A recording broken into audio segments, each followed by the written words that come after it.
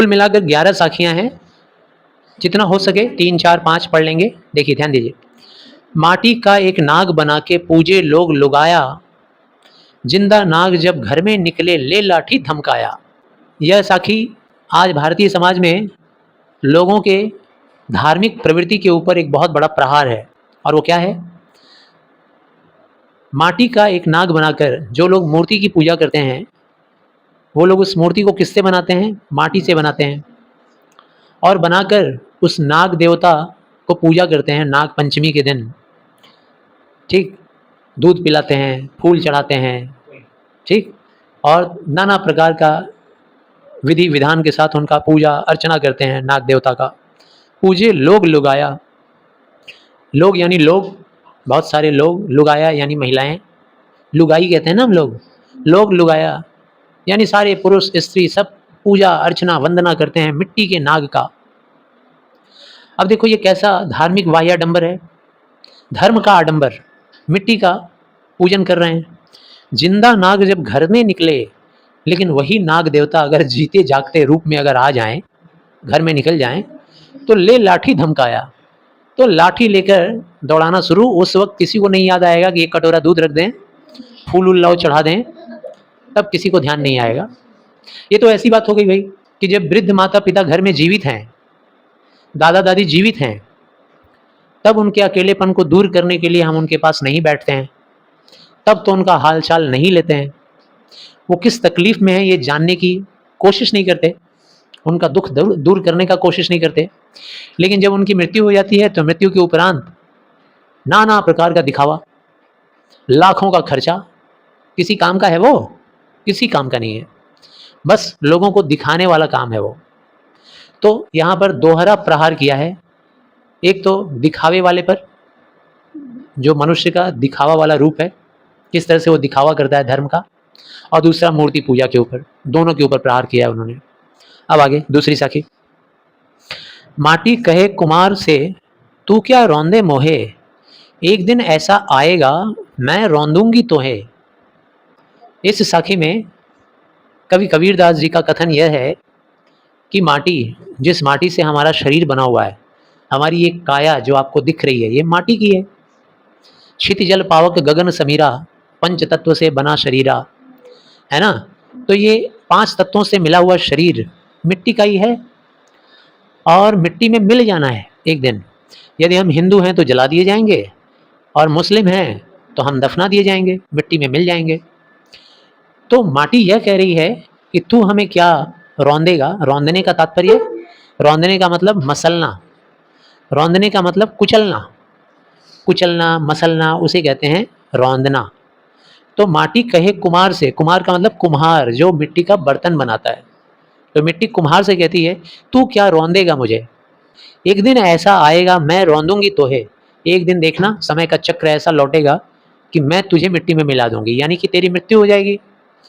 तो प्रस्तुत साखी में सीखने वाला उपदेश क्या है? वो यह है कि हमें कभी भी घमंड नहीं करना चाहिए, हमें कभी भी हमारे जीवन में जो भी हमें यश मिला है, ज्ञान मिला है, उसके ऊपर कभी हमें अभिमान नहीं करना चाहिए, क्योंकि हम सब एक हैं।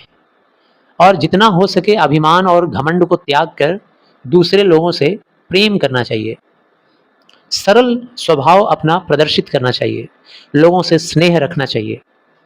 ठीक, पैसे का घमंड ना करें, ज्ञान का घमंड ना करें, बड़े बड़े महल कार और अपने गोरे शरीर का किसी भी तरह का अभिमान ना करें, क्योंकि एक दिन मिट्टी में मिल जाना है। अब तीसरी साखी।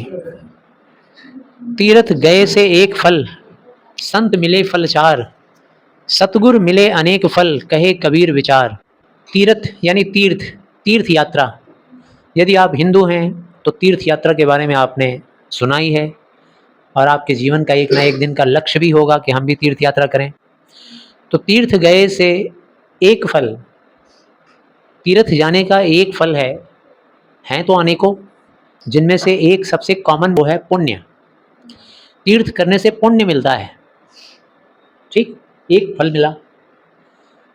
संत मिले फल 4, और यदि आप तीर्थ यात्रा ना करके संतों की संगति अगर पाएं तो फल 4, फल चार यानी कि संतों की संगति में आने पर चार फल मिलते हैं। और वो चार फल कौन कौन से हैं? धर्म, अर्थ, काम और मोक्ष। इसके अलावा कई जगह यह भी बताया गया है कि ये जो चार फल हैं, सत्य का ज्ञान, अच्छे कर्म और अच्छे कर्मों से होने वाले मोक्ष की प्राप्ति और पाप कर्म का नाश। अगर आपको ऑप्शन में इन दोनों तरह की किसी भी चीज़ में से आएगा तो आप उसमें टिक लगाना। ठीक, तो क्या क्या बताया मैं?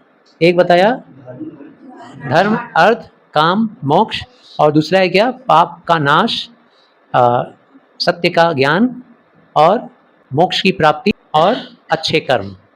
तो सतगुरु मिले अनेक फल, लेकिन यदि आपको सतगुरु मिल जाए, यानी सदगुरु, सतगुरु यानी सदगुरु, हम लोग पढ़े थे ना संधि, सत प्लस गुरु अगर जोड़ेंगे तो क्या हो जाएगा? सदगुरु। ठीक, यानी कि सदगुरु के मिलने पर, उनकी संगति पे आने पर तो आपके जीवन में इतने फल मिलेंगे जिसकी आप गिनती नहीं कर सकते। सत्संग से क्या पढ़े? संतों की संगति से चार फल देखे थे, लेकिन सदगुरु की संगति में गिनती नहीं कर सकते। इतना लाभ होने वाला है, इतने फल मिलने वाले हैं, जिससे आपको मोक्ष की प्राप्ति होगी, जिससे आपके जीवन में से पाप का नाश हो जाएगा। अच्छा, एक अच्छा सवाल है, सतगुरु और संत में क्या अंतर है? संत कोई भी हो सकता है, जो अच्छा कर्म करता है, जो मोक्ष के मार्ग पर लगा हुआ है, जो लोगों की रक्षा करने में अपना प्राण का बलिदान देने से भी नहीं डरेगा, जो ईश्वर की भक्ति में लीन रहता है, वो सभी लोग संत हैं। और इन्हीं संतों में से कोई एक ऐसा व्यक्ति जिसने तुम्हारे पूरे जीवन को बदल डाला है सकारात्मक रूप से, जिसने तुम्हें ऐसा ज्ञान दिया है कि तुम्हारा जीवन ही बदल दिया, वो सदगुरु है। गुरु, सदगुरु। तो सबके जीवन में सदगुरु अलग अलग हैं। कबीर दास जी के सदगुरु कौन रहे होंगे? रामानंद। तो सदगुरु मिले अनेक फल, कहे कबीर विचार। कबीर दास जी की ऐसी सोच है कि अगर जीवन में सदगुरु का आगमन हो जाए तो जीवन से सारे दुखों का नाश हो जाता है और अच्छे विचार और अच्छे कर्म और अच्छे कर्मों से होने वाले मोक्ष का मार्ग भी हमारे सामने खुल जाता है। तो तीनों की विवेचना की गई है और तीनों का तुलनात्मक अध्ययन किया गया है। किसका? तीर्थ यात्रा का, और संत संगति का, और तीसरा सदगुरु का। तो तीनों में सबसे श्रेष्ठ क्या देखने को मिला? सदगुरु की संगति, जीवन में सदगुरु का आगमन, वो सबसे श्रेष्ठ है। तीर्थ यात्रा करने से भी श्रेष्ठ है और संत संगति से भी श्रेष्ठ है, क्योंकि वही सारे मार्ग खोल देते हैं। सदगुरु ही सारे मार्ग खोल देंगे कि आप तीर्थ भी करो और आप संत संगति में भी जाओ। अब चौथा, सतगुरु की महिमा अनंत, अनंत किया उपकार, लोचन अनंत उधारिया, अनंत दिखावनहार। सतगुरु, अब देखिए सतगुरु की महिमा पर ये चौथा साखी। अभी अभी हम लोगों ने देखा सतगुरु की महिमा के बारे में कैसा विचार प्रकट किया है कबीरदास जी ने। सतगुरु की महिमा अनंत, सतगुरु की महिमा अनंत है। अनंत का मतलब क्या होता है? जिसका कोई अंत नहीं है। जीवन में कितनी प्रेरणाएं, कितने उपदेश, पूरे जीवन को सकारात्मक रूप से बदल देने वाला फल मिलता है। उनकी इतनी अपरंपार महिमा है।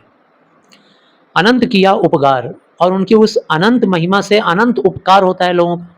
जिसके जीवन में सदगुरु आ जाते हैं उनके जीवन में अनंत उपकार होता है, गिनती नहीं है, अनगिनत उपकार भलाई उसकी होती है। ये सदगुरु कोई भी हो सकता है, आपकी माता, आपके पिता, ठीक, आपके कोई शिक्षक, कोई महान व्यक्तित्व।